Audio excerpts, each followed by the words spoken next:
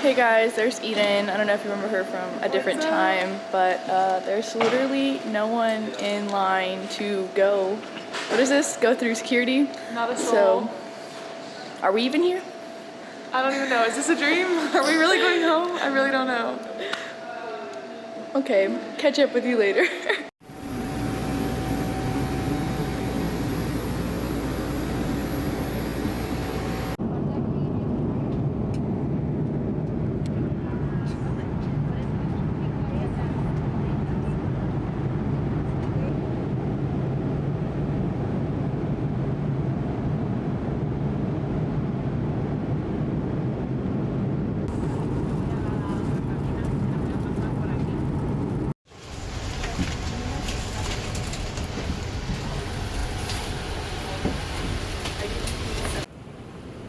You see that flag?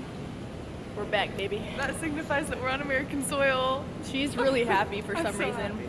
Free and the home of the brave. Woo, America! We're in Venice, baby. There's Eden. Yay! With Got my her tacos. tacos. We got food at that little food truck over there, if you can see it. You're not ready for this deliciousness. Hold on. Oh, here it comes. Here it comes. Oh, I got it. It's mango con tajin. Oh, I'm so excited. Yeah.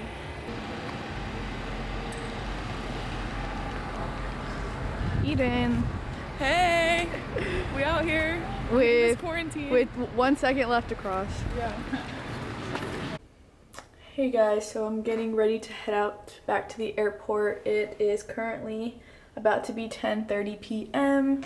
My flight is at 1:15 a.m.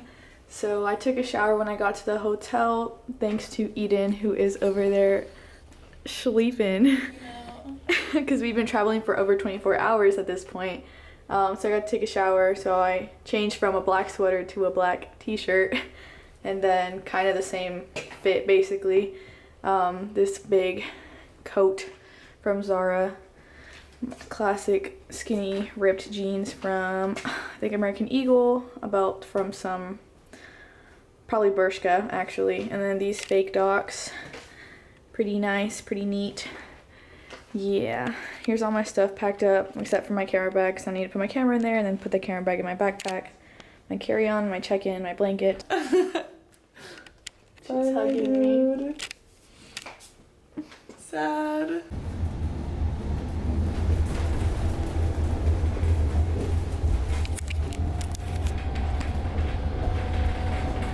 Hey guys, it's Itzel. So today I'm just going to be talking about my flight home and some updates as to why I did fly home. So I've been quarantined in this house for about, well, for the 1 week that I've been here. I just had to step outside, get some fresh air, so you probably hear a lot of background noise, which to me is actually really soothing. I really needed to come outside. It's a beautiful day. And it's probably why I'm squinting also, because my light sensitivity can't handle the sun out here, even though you probably really can't see it, but it's out there. That reminds me, I'd like to point out that in Granada, España, where I was studying abroad, it doesn't really rain almost ever. It drizzled for 1 day and 1 night while I was there, so it never rained. But no, the day that I left, raining, pouring apparently the entire day. It just didn't want me to leave. I know. I'll be back, don't worry, Granada. So I was studying abroad in Spain, supposed to be a 4-month program that only ended up lasting about a month and a half. My program got canceled and was actually the last program that I know of in Spain at least to get canceled. And the government was recalling all of its permanent residents and citizens back to the States, as were most governments in different countries of the world. Probably because a lot of borders were closing and air travel was getting suspended in a lot of places, so it was getting really complicated to get home. So if you didn't try to leave as soon as possible, there's a chance that you were really never going to get to go back for an indefinite period. Although I will admit I really didn't want to leave, it was probably the best option just in terms of housing, insurance, and getting close to family, especially since I wouldn't know how long I would have to be out of the country if borders closed or there was just no way for me to get home. The interesting thing about COVID-19 is that it's causing rapid change. I mean, from 1 hour to the next, 1 day to the next, 1 week to the next, so much changes. It's just ridiculous to keep up. So my flight itinerary really sucked. It took me about 18 hours to get from Texas to Granada, España, and it took me about 30 hours to make the same trip back.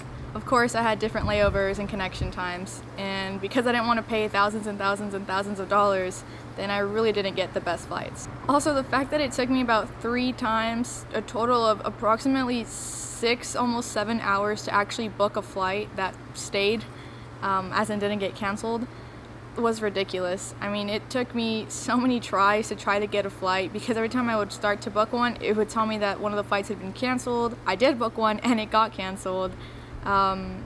As I was trying to book them, the prices would go up and it would change the fare, and it was just so complicated. I was on the phone with the airline like a million times, but I'm glad that I finally got it settled. In fact, my friend Eden, which you probably saw in the vlogs, got her flight changed so that way we could fly together.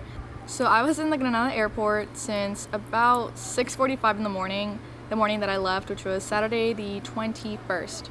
From there, I went to Madrid, and then from there, I went to LAX, which is Los Angeles, California, and I was there. I landed at about 1700, which is 5 p.m., and my next flight out to Texas wasn't until 01:15, which is 1:15 in the morning. So I had quite the connection time. Thanks to Eden, she let me go to her hotel room, freshen up, repack some things, and we just went out for dinner around the Venice Beach area, which wasn't as amazing as you would probably imagine, or as it would typically be, just because California was on lockdown. I had a flight between cities in Texas and my connection was only 40 minutes. I was so nervous of missing it, but it all ended up working out fine, aside from me being extremely hungry and nothing being open. So as much as I didn't want to leave, life in Spain right now, being the entire country being on lockdown, I was in quarantine anyways, really wasn't all that exciting. So as I had said, the best option was to go home.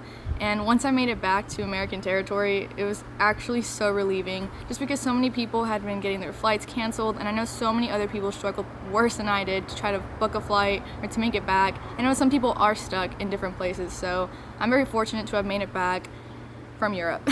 The airports were extremely empty, so every time I showed up hours earlier to go through security and go through customs was completely unnecessary, because there was really no one traveling unless they were trying to get home. So there really weren't very many people and the lines were extremely short. My shuttle to get from the hotel back to the airport, I was the only passenger. Granted, it was pretty late, but also, I mean, no one is really traveling. I thought it was going to take a long time for me to get through the airport at LAX. No, not really. I had one extra security stop when I was in Spain still.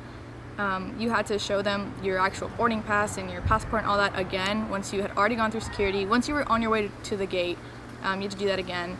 And then in the US, the coronavirus test, whatever, they actually just gave us a piece of paper or a form on the flight to fill out. Once you get off the flight, you're in this line, and one at a time, they're sending you with, I don't know, other personnel. I don't think they're doctors. I just think they are personnel that work in the airport. My guy just asked me where I had been, which I told him Spain. So yes, I have been in Europe. He asked if I was feeling sick. No, I wasn't. He asked if I was around people who were sick. I said, I hope not.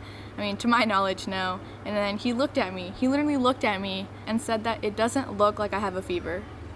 Well, I'm glad it doesn't look like I have a fever. I hope that's true.